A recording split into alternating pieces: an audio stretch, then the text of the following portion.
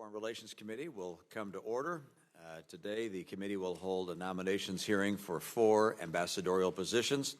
I appreciate that each of you has answered a call to serve our country. We have Mr. Kenneth A. Howery to be ambassador to the Kingdom of Sweden. As the co-founder of PayPal, as well as an early investor in major Silicon Valley companies such as Facebook and SpaceX, Mr. Howery has helped shape Silicon Valley, and I'm interested to hear how he plans to approach this new challenge. Especially interested in Mr. Howery's views on the challenges Russia poses to Sweden today and how we can continue to strengthen the relationship with that great country.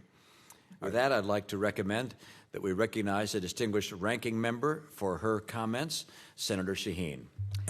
Thank you, Mr. Chairman, and congratulations to each of you, and thank you for your willingness to be considered for these nominations to these very important posts.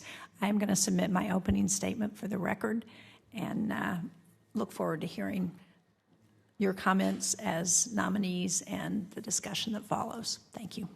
Mr. Howery.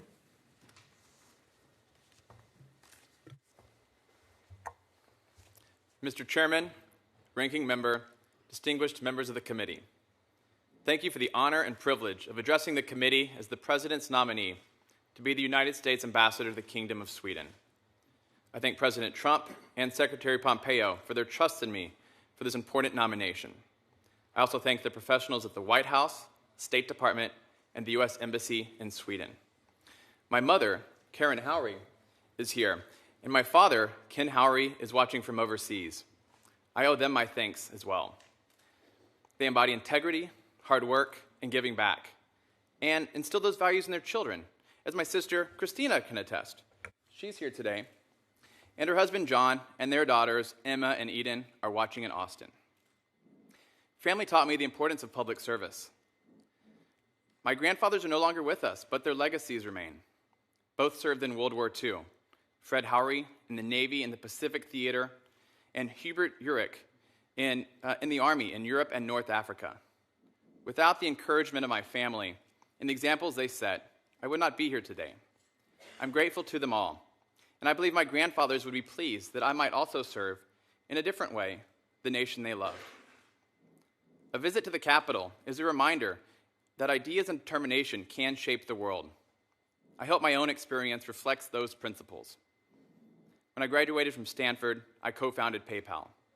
Our idea was simple: to make online transactions easy. PayPal started small. We drafted our first business plan in a windowless broom closet.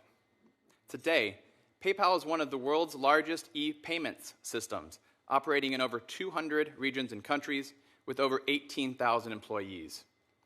But what's extraordinary about that story is how ordinary it is.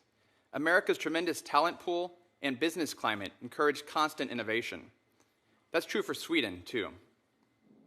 After PayPal, I co-founded a venture capital firm that has supported hundreds of new companies, helping create tens of thousands of jobs, and fostering innovation in space exploration, quantum computing, biotechnology, virtual reality, alternative energy, and consumer technologies.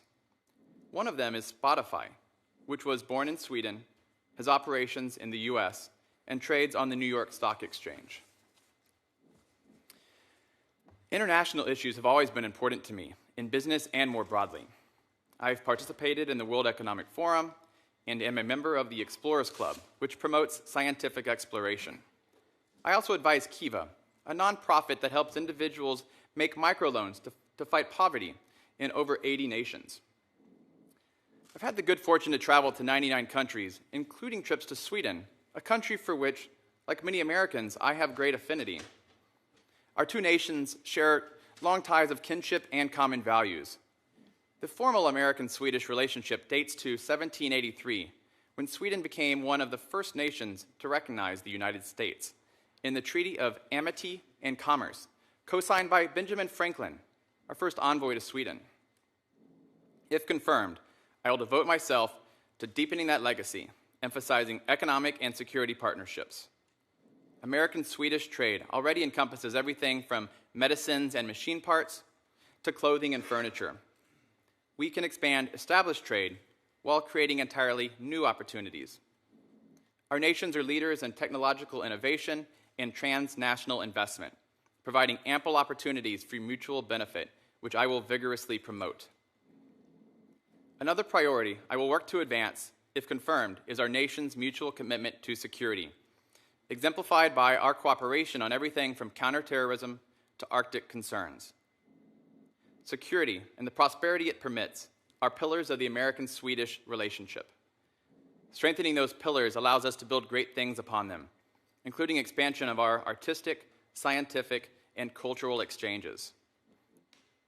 While there is no perfect preparation to serve as an ambassador, I believe my experience and outlook would prove particularly useful in Sweden. I've spent my career thinking about technology, which is increasingly central to growth. I also firmly believe that many goals, even those that seem impossible, can be achieved through cooperation, always being mindful that the preconditions for success are, as Franklin showed, friendship and shared priorities. An ambassadorship is a position of honor and trust. I take those ideals seriously.